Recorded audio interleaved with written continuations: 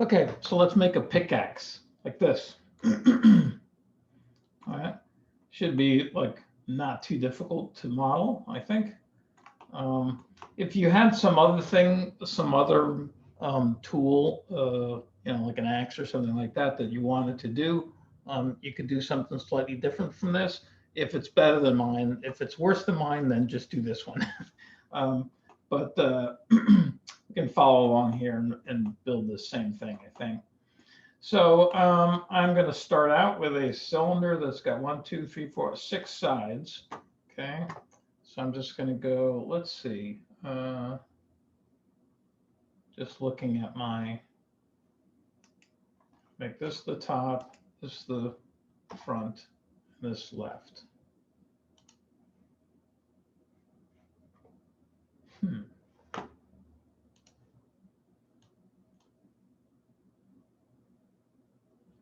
Hang on, sorry, I'm just, should have done this before. Just setting it up in a way that I like. That's fine the way it was. Okay. Anyway, okay, so I'm going to start out with a,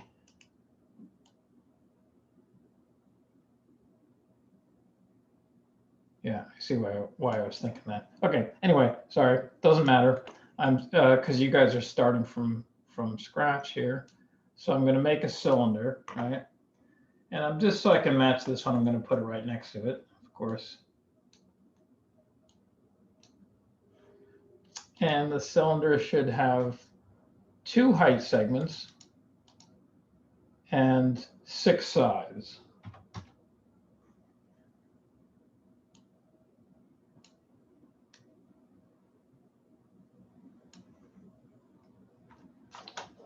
All right, and let's see. So, oh yeah, here's the thing.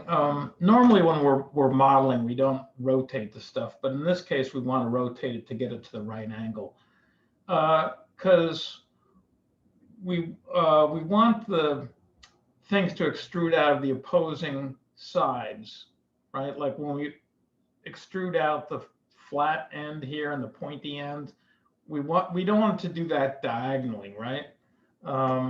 So make sure angle snap is on. And if yours isn't going, let's see, should be 30 degrees to go like left or right.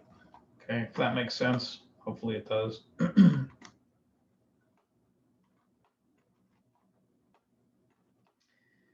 And it looks like when I made this original one, I was trying to make sure everything was quads and no n-gons.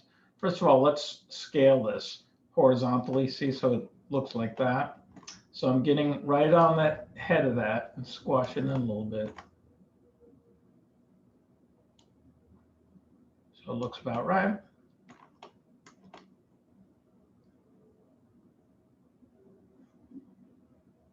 Slightly odd, but I think that's my eyes. All right, so let's right click, convert this to editable poly so we can start doing stuff to it. And I'm going to select the 2 vertices here on either side, and I'm going to go connect. I don't think this is necessary to do, but if you want to keep everything quads, it is. All right, so let's build this. This will be relatively easy to make. So I'm going to go into polygon mode or hit 4 on the keyboard, right? And let's build this top part here, right? So I'm going to do it all in bevel. So 0 out the height, right? Because the first one, we're just going in a bit.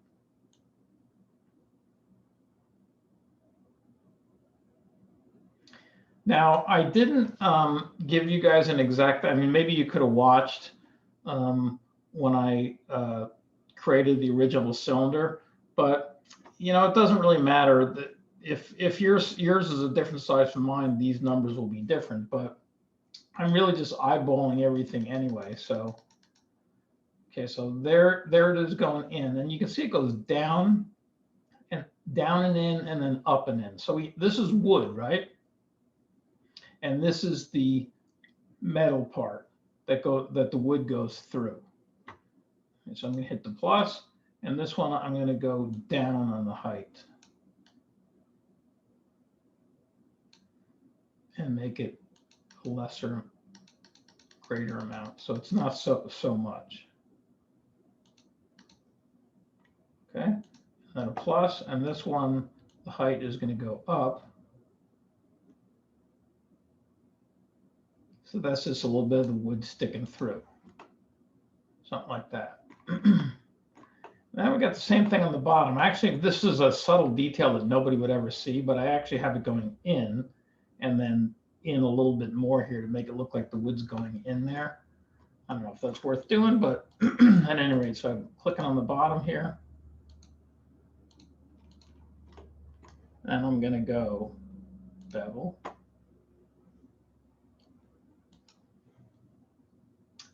And no height, but go in the, the thickness of the metal. And then I'm going to do a plus. And this one, I'm just going to go tiny amount.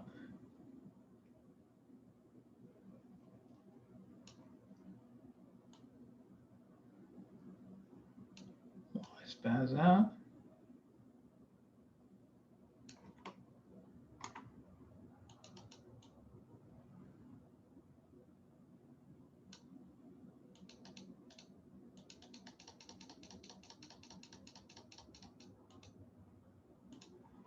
Okay, so now we just have to extrude this whole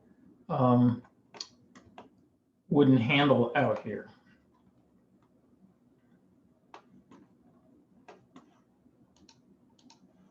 I'm going to scale mine in this viewport a little bit because I'm just trying to match my original, which you guys aren't really doing because you're just seeing what I'm seeing here. All right, so let's just extrude this thing down. So we'll get a hold of the bottom, right? And I'm going to look at it in this viewport. Whoops. What is all that? That's from, I had a scene here before with a pickaxe. Views, viewport background, solid color. Okay. Hit G to turn the grid off. And hit F4 so I can see my edges. Okay, so I do have the bottom selected, right? Let's just check. Okay. And I'm going to, I think I'll just like extrude straight down and then just scale the segments in or out.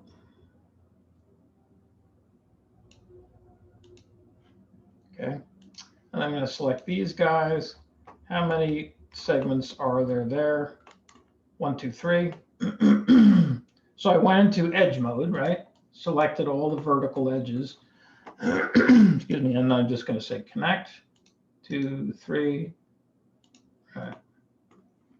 And then maybe I'm going to select, I'm going to changing this from border to crossing, from window to crossing or whatever it is. So I don't, like, right, if I'm in the default way, it's going to select all the vertical ones also. So I only want to get these guys.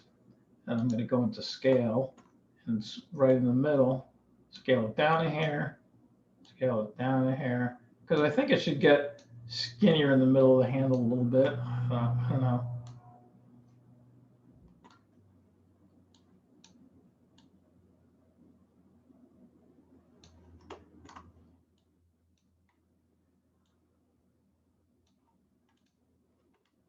Looks good, it is good. And then back in the poly mode, let's just, I made this little handle a little bit longer, but that's okay. We'll just bevel this guy. Give him a little height.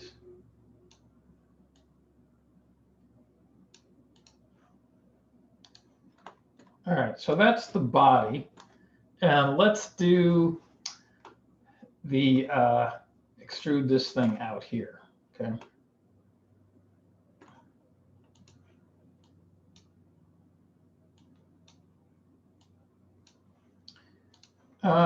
So one way we could do it to maybe make things easier is to extrude along a spline, okay?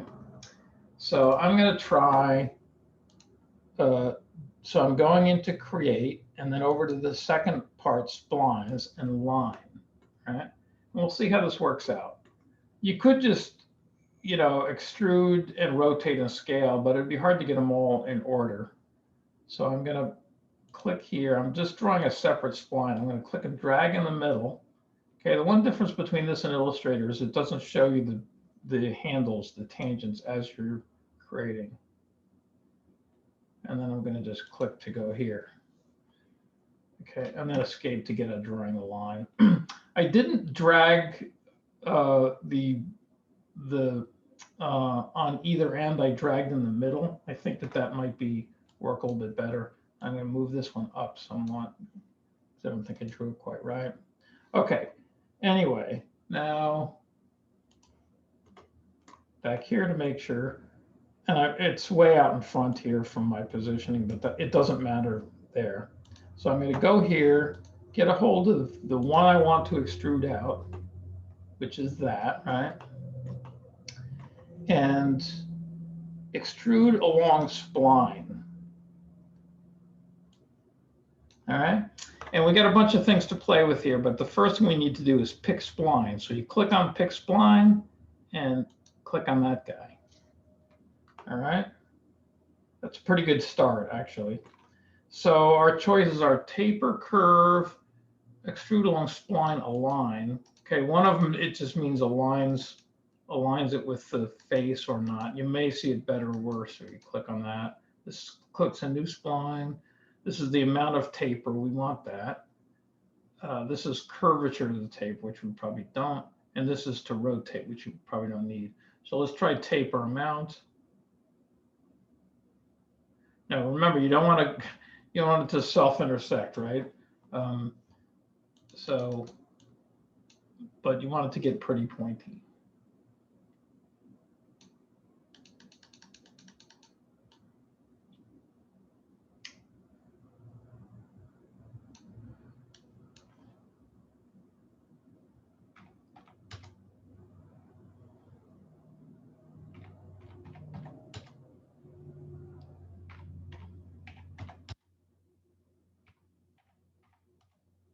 Okay. It can be like a little bit square on the end. I don't think it should come to like a needle-like point. Something like that's probably good. You know, mine ended up being minus 0.9, but yours might be different. Okay. Now this next one, I think I'll do it the same way. But then, and I'm just going to scale this. I wanted it to be flat. You know, this is the part where you cut roots and stuff. I think I'm just going to scale it by eye. So same thing. Oh, actually, not the same thing. I'm going to draw. We probably could use, what will happen if we use the same spline? This is a good question. Okay, so before we go drawing another one, let's do that. So I'll go there. All right, here I am. The spline's pointing the other way. Extrude along spline. It's already using the other spline. So see if I go pick spline. It's got that one. It's okay, but it rotates the wrong way. I wonder if I rotate 180. Okay, good. So I didn't have to, that's perfect. I didn't have to, you know, these two might be a little bit different, but I didn't have to draw another spline. So I'm going to take that. All right. Now I'm going to go into this. That looks a little weird, doesn't it? Let me undo that. I'm going to try that again.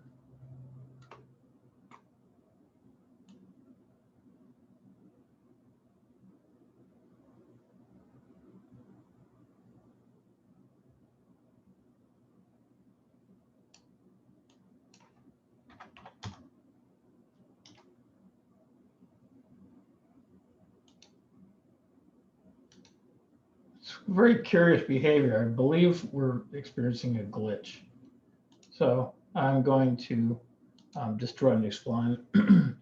So once again, I get into line, go over here into this viewport here.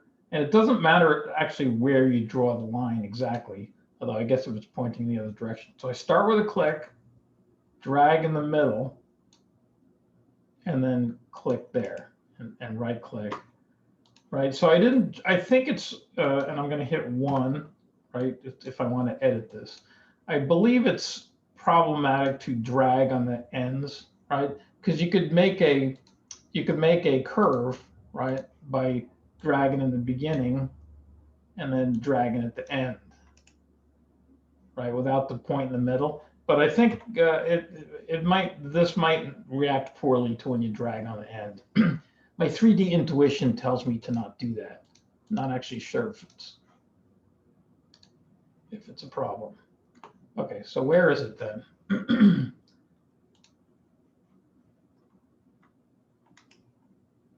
Okay, get it into the neighborhood. All right, back to this guy. Extrude along spline, pick the new spline, and put this back to 0.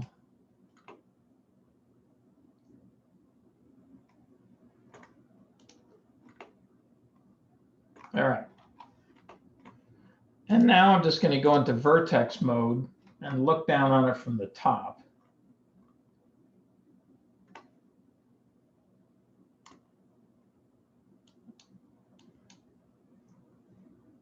Vertex mode. And I'm going to do it like this. Just when you scale, again, make sure you're on the right on the head of that thing.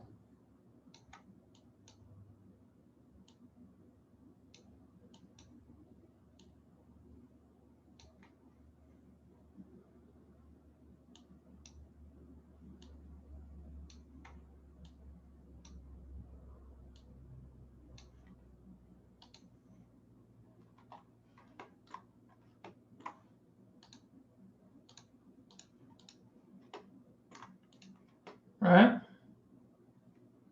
So that's all you got to do. Just make it nice, okay?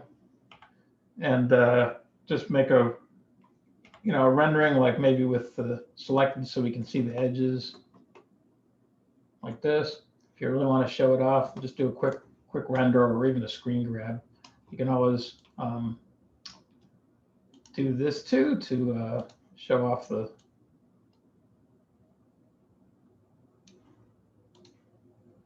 both sides of the beautiful artwork. Something like that. Okay, that's all you got to do. Make a nice axe.